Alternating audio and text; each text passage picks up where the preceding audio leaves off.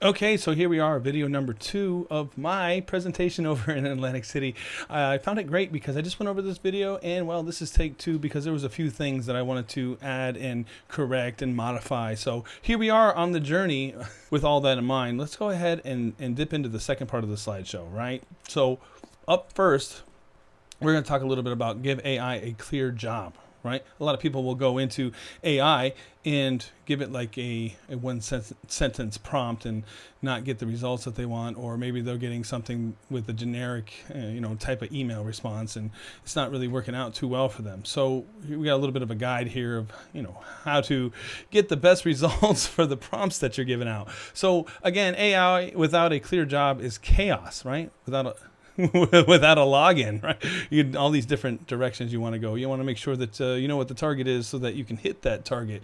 So what does lackadaisical look like? Random prompts typed on a whim, random tools added without a plan, or random automations running in the background. You don't know what's going on. So there's got to be a defined process with a clear outcome. Like, where are they on the factory line or the value ladder, and where do you want them to go for the next step? Maybe they're already customers, or maybe they need to be followed up with a nurture sequence, or maybe like an initial fast response for the first email that comes in or something like that. So basically, if you have all these things that aren't organized, then you're going to get more times managing AI than having it actually work for you. So every tool feels like a new experience.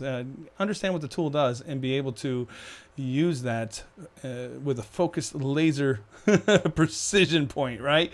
So again, understanding where everybody is, right? They could be an inquiry, they could be following up with, maybe you have to do a little bit of sales prep. They ask you for some links to your social or something like that, or maybe they're already clients and then you're working on event planning. So just keep that in mind, like, where are they, right? And then we're going to go ahead and break that into categories so that you can have, the best division of your employees or engines or chat GPTs, so that you can get the best value out of segmenting your experience, right? So again, going at it with one chat, having it do everything, is probably not the best way to go about it. You want specific jobs for specific engines so you can get the best results. So let's just keep that in mind. AI is a tool, one clear job. So a lot of people will overload AI, handling inquiries, writing event plans, requesting reviews, managing social media, prepping sales, and all these different things where you want it to be focused, right? Write the first reply to an email inquiry, or follow brand tone and voice. Ask one specific qualifying question. Maybe they don't have a venue yet or something like that. You want to make sure that this is all being handled in the background, so that when you do have a chance to talk to them, that they're on the same page, and then that you've provided the right material for them to know what to ask. Because again, they're not getting married every single weekend. That could be their first event, or event planners may have specific questions. Then you can have this information already preloaded so that they can feel prepped. They just want answers, right? Especially a corporate event. They just want answers. Like, they got a million things to do. And the faster you can get that information to them, the better they'll feel going with your service, the more comfortable they'll feel within your ecosystem. So let's go ahead and talk about this real quick. I'm just going to stick with ChatGPT. Basically, within ChatGPT, there's 3 different types of ways to go about it, right? They have 3 different buckets of how to handle, large language models or wording, right? So again, up first we have projects. And what you want a project for is something that you're going to have a lot of things going on, and something you'll have to go back to. And I have that with some clients where I had a school that wanted, I don't know, something like 10 or 12 events. And then they went and changed some dates, but I had a project saved of, they wanted this, but didn't want that, right? And then I could just throw it into the project folder. And then every time I had a new question or something else came up, I could just go scan everything within this project and, get back to me with an answer. Because in the business, there's all these loose ends happening all the time. And this is a great way to keep track of what you have going on with, projects that are accumulating different data throughout the time before you book or actually do the event. And then we have custom GPTs, which is something that you want to use like one-offs, right? Something like an email comes in and you want to respond to that real quick.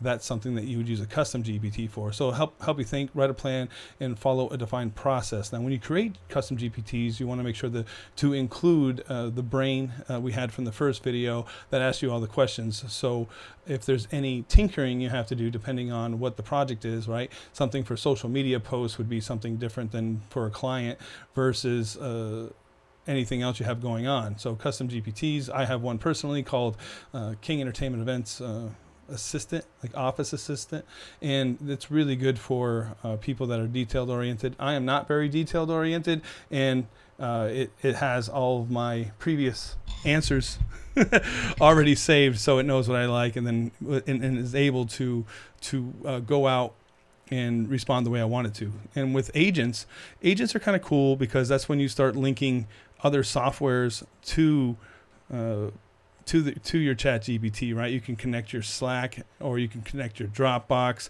And well, what I use it for is to connect to my Gmail or my Google Suite. So a couple different scenarios, right? I had Lewis, he sent me an email saying I need a tech for Wednesday, Thursday, Friday. Here are the times. This is the hotel, and create calendar invites. And that's what I told the agent to do.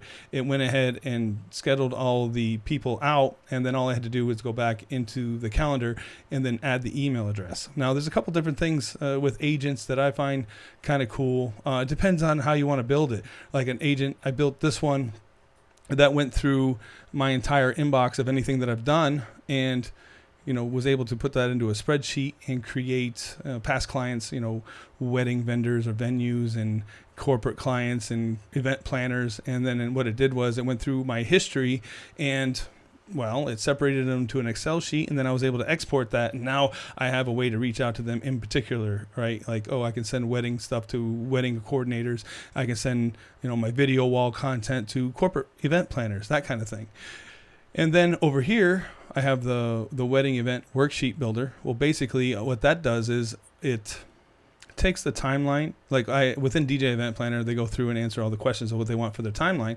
So I could take that that raw form and then put it into this custom GPT, or I think this one's an agent, right? I put this one to an agent and knows how I want it built, and then a wedding planner later down the line will give me their stuff. And I definitely don't want all the information about the caterer showing up, or when the room looking is, or when the room preview is, or cake showing, or anything like that. It cuts all that stuff out and just gives me the stuff that I need for my event, because I don't need the information overload. But it does add information that I didn't typically use before, which is like contact phone numbers of event planners and venues, and that's what I give to my staff when they are on site for venues. It just basically does it all for me. It's already been pre-built, and that's what we do with custom GPTs and agents, right? I think I built another one. Oh yeah, this one. This is another one that I built where I give the information to the agent, and it produces a photo booth strip for me in the design that I tell it to. And there's plenty of examples of that within the website, and I'm not going to bore you too much with that, but basically it'll create photo booth strips for me in the dimensions that I want, and it's already been pre-built. So with that in mind, those are the different things between projects. I also, to note, right, I used an agent and a project to get my video wall. So basically I told the agent to go out there and find me a video wall, give me all the information I need, tell me how much it's going to cost, and then I put it into a project, which it saved all the data that I can never remember, like how many pixels are on a panel and what the resolution is and how many panels do I need for meters versus feet. I can just go into that agent project folder. I want to do this for a client. What is that going to create on my end? And it'll tell me how much power I need. It'll tell me how many panels I need and what the size is. And then when you're on site, you can actually use that with Resolume to be able to get the exact numbers on how you want to slice out your secondary screen or your advanced monitor, right? Advanced secondary output. I'm still learning, so that's why I got the custom GPT. But basically, when it comes to prompting, very important, right? A lot of people may put in like one sentence And I wish it was that easy, but again, it can't read your mind, right? So it wants to know the role, right? It wants to know the business, the situation, the tone, the rules, the goal, and the format. So format could be either a social post. Do you want hashtags? What kind of hashtags do you want? You know, what's the goal? The goal could be, an alert post, right? Like it could be, well, here's the wedding tip of the day, or maybe you want people to move, right? Like, oh, we're running a special act now. What are the rules? The rules could be whatever you tell it to be. So you could be not giving out your prices until they talk to you type thing, or maybe we don't guarantee a certain DJ because their availability is limited. You know, it all depends on the day. Make sure to talk to us. What kind of tone do you want? Me personally, I'm a little quirky, so I like to have some jokes in there, kind of lighten the mood. And then what's the situation? Is it a wedding? Is it a corporate event? Does it matter which DJ is there? They just need someone to fill the shift, that kind of thing.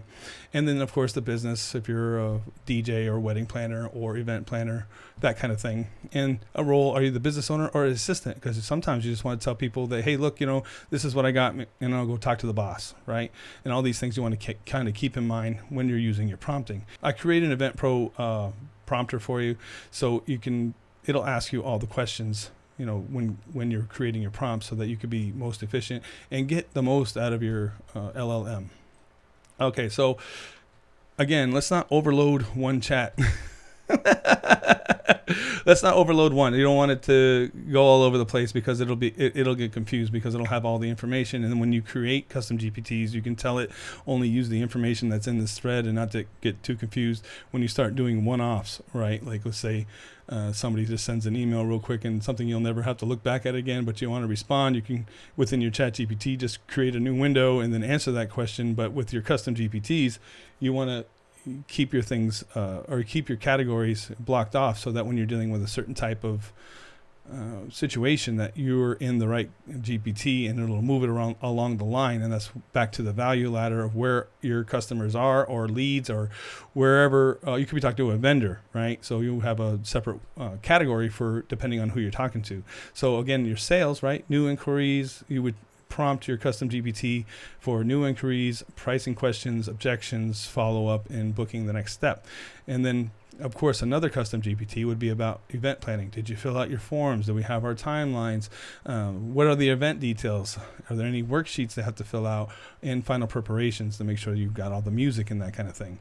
And then we have our marketing content, which is separate from those other two, right? Social posts, email campaigns, you know, valuable information. Make sure you're explaining what your services do for them, versus like, oh, look how cool I am. Right? No, you want them to look at you and be like, oh, why would I hire you over somebody else? So it's because I have my act together and I'm able to respond to you fast with prominent information, and make sure it's delivered and served, as fast and efficiently as possible. And then of course we have our team, our internal, right? What are your SOPs, your training for, like, I got to train for a new video wall, right? I got checklists, make sure you have all the mic cords. Equipment procedures, if there's anything that they, maybe somebody's got to go to your warehouse and pick something up. And then of course you have your internal systems, anything that's happening, with maybe outside vendors that you have, like people that do your accounting. You want to talk to them a little bit differently and make sure that you can grab all that information and make sure you get it delivered in time, like your people that are doing your insurance or whatever have you, right? And then of course, post-event, are you sending out emails for reviews? And then of course, something like Go High Level can do this on automation for you. Hey, or DJ Event Planner even, make sure to leave us a 5-star review on Google, that kind of thing. And then you can put all this on automation. What do we have up next here? So again, the tools will change. It's just whether or not you're keeping up with the times, right? What are the goal? What are you trying to accomplish? Where does it fit, right? What does AI need to know? What do you not want it to do? And what should happen next? And remember, AI is not a mind reader. So we'll go over a bad prompt. Help me respond to a wedding lead. Okay, well, what does that mean, right? On the right side, we have write a short, friendly reply to a wedding inquiry asking about pricing, answer the question, ask one qualifying question, do they have their venue, and move them towards the next step, booking a consultation or giving us a call. And basically, that's all I have for this set of slides, and we're ready to move on to the next one.